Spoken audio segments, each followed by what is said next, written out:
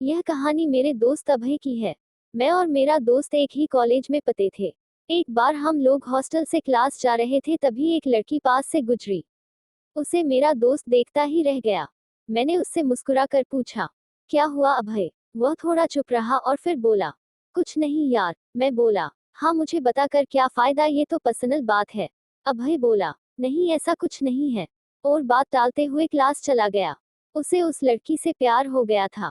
और वह क्लास में आते ही अभय उस लड़की को देखता रहता था। शायद उसका न्यू एडमिशन था।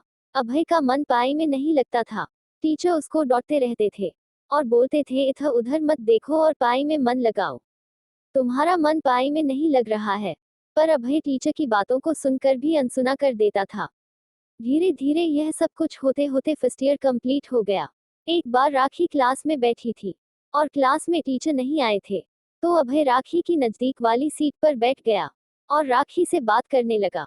जब राखी अच्छे से बात कर रही थी तो अभय ने प्यार का इजहार किया।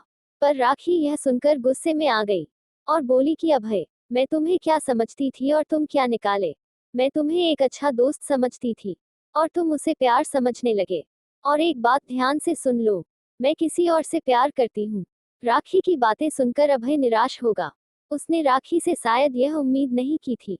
अभय वहां से चला गया और दुखी मन से अपनी सीट पर बैठ गया।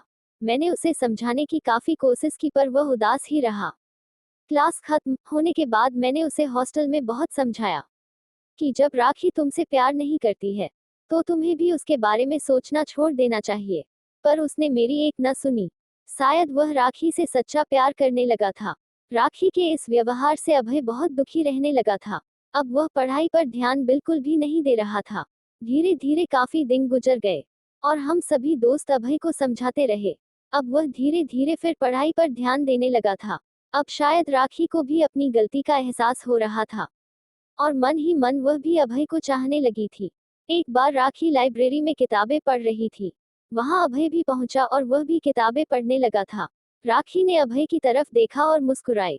अभय ने जानबूझकर राखी पर ध्यान नहीं दिया और वह अपनी किताब पढ़ता रहा। राखी समझ गई थी कि अभय उससे काफी नाराज है। इसलिए राखी अभय के पास गई और अभय से बोली, अभय तुम मुझसे नाराज हो? उस दिन के लिए सॉरी। मैं तुम्हें उस समझ नहीं पाई थी। क्या तुम मुझे माफ कर दोगे? अब तो मुझे भी तुमसे प्यार हो गया है। अभय बोला, कोई बात नहीं, और यह बोलकर किताब लाइफ में रखकर वह अपने क्लास चला गया। अब तो राखी को अभय से और भी ज्यादा प्यार होने लगा था।